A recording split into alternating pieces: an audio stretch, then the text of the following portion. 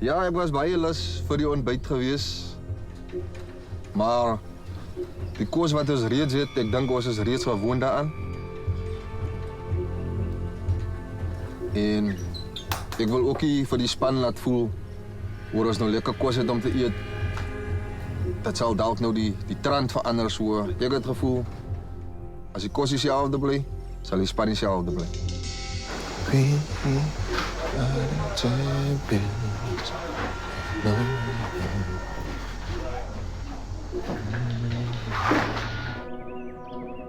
My eerste gedagte was, is 'n no-brainer van die geld. En net voor ek gesê het ek vat die geld, toe voel ek, dis belangrik vir my om myself in 'n posisie te sit waar ek wel die geleentheid sal kry om dalk oor die brug te stap aan die einde.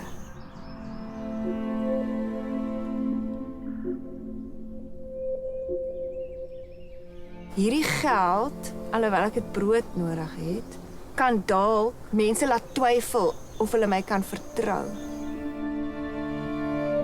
Want die spel is onvoorspelbaar. Ek kan dalk moet uitgaan. So toe moet ek besluit of dit die risiko werd is.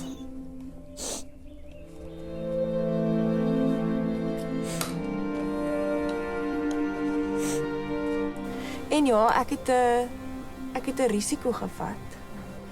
En ek wil ook nie aankondig dat ek die kospakkie gekies het bo die geld nie, want ek wil hê mense moet dit vir hulle self uitwerk. En die trane het eintlik gekom dat ek in myself moet glo dat ek 'n kans het om te kan wen. En dis nogal skerp.